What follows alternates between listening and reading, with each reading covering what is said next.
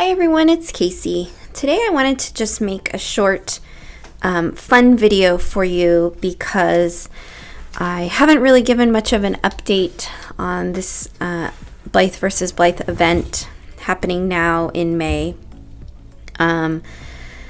It's just been kind of a whirlwind of a month. The event has been super fun this month because so many people are quarantined at home and looking for a fun outlet away from the stress of that, and people have more time. So we've been having a blast on the event this month. We are in the last week of the event.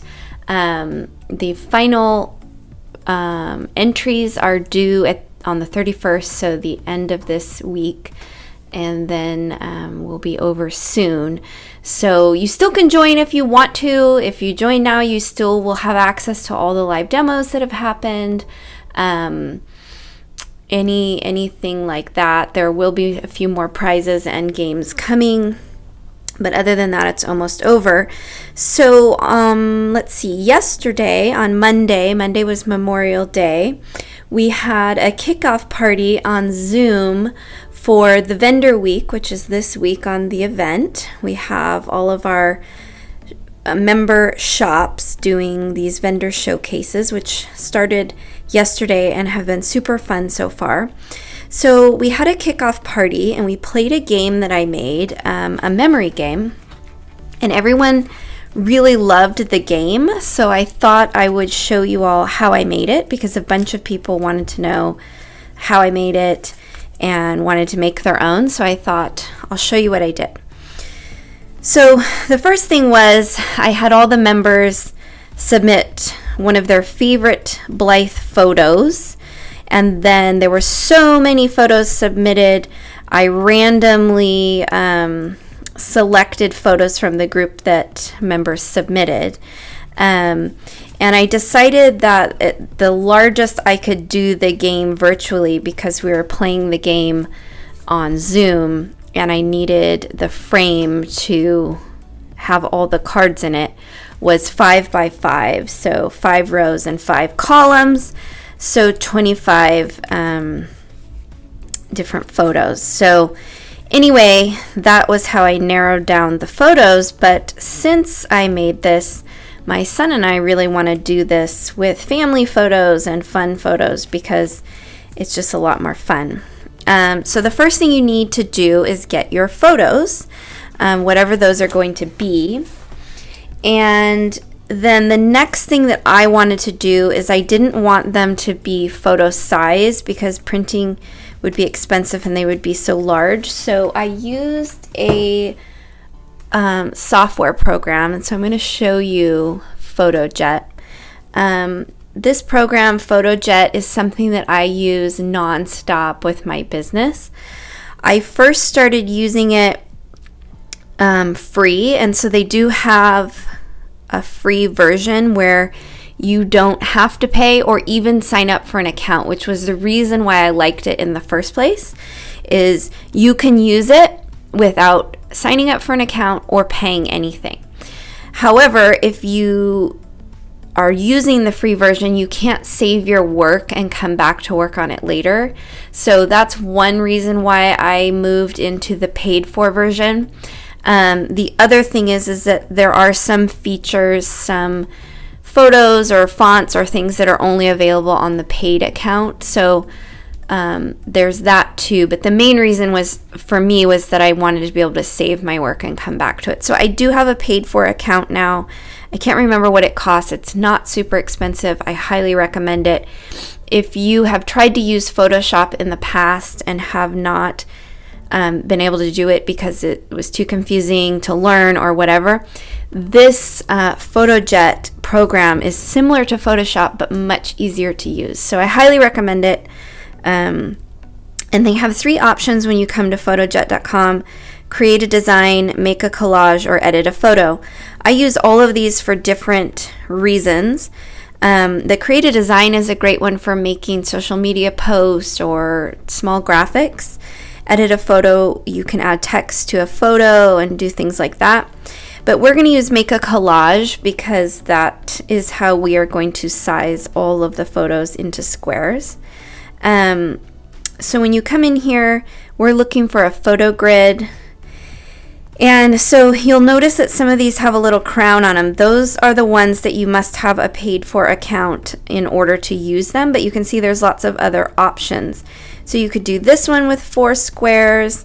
I think the one that I ended up using was this one with the 3 squares across, but you do have to have a paid account to use that one. So there is this one that you can use without a paid for account, but when I printed this, the photos were pretty small, smaller than these, and so I didn't think they would show up well on the online doing this virtually. But if you're going to make a game just for at home, that one might work. So anyway, the first thing you'll do is choose your layout, and then all you have to do is drag your photos into here, or you can go over to if you have an account, you'll have in a library, but you can upload photos and drag them in. You can also move them around once they're in the square so that you can get whatever part of the photo you want in there.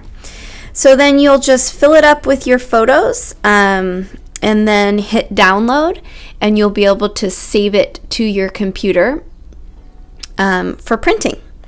So now that is how you get them all the same size if you want to do it that way. Once you do that, you want to remember that you need to print out 2 of the same sheet. So I forgot about that when I was doing it, but if you remember, when you play memory, I'm trying to see if we can find pairs. What you're doing with the game, if you're not familiar with the game memory, is you're going to be matching them. So you want to print out 2 photo sheets that are the same, so that you have pairs of every single photo. So once you have your photo sheet, and so I used just this really nice photo paper. I would probably use a lower quality if I did another one of these games, because you really don't need the photo quality to be super high with expensive paper, but this was what I had on hand, so I used it. So any kind of photo paper, you're going to print out your grid of photos. So this is just a blank one, but you'll have your sheet. And then what I did for the back is glue on some scrapbooking paper. So I used this scrapbooking paper. It's really lightweight paper. And after doing it, I wished I would have used some thicker paper, because some of them you can see when I glued them on, they bubbled a little bit. But that was not, I wasn't going to do these over for that. But next time I would use some thicker paper.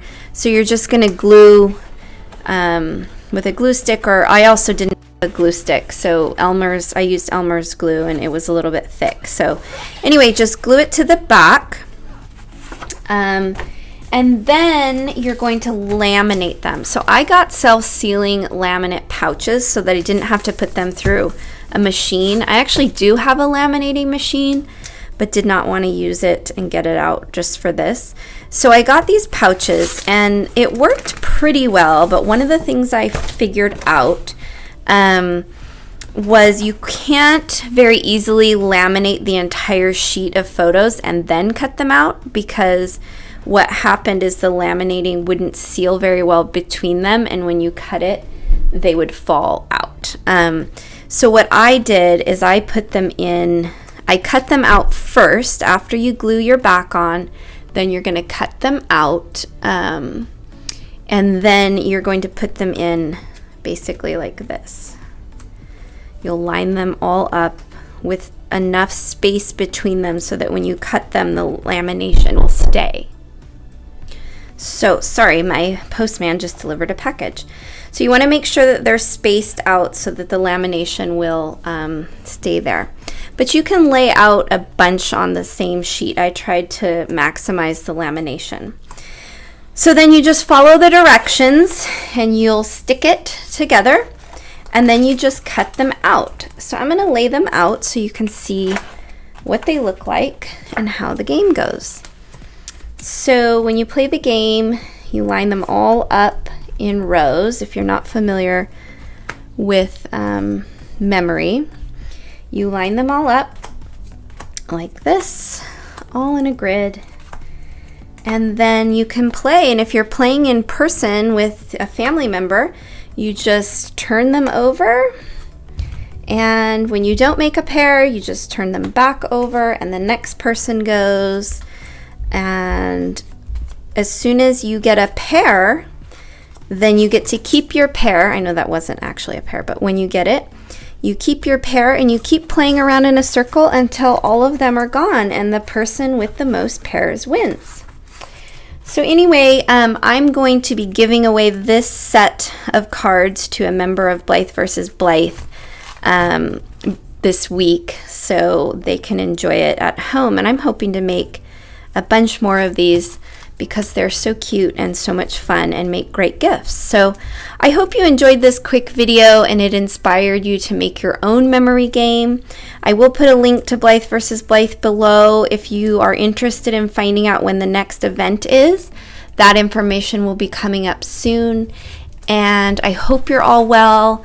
Please subscribe to my channel. It helps me so much, and I will see you all again soon. Bye.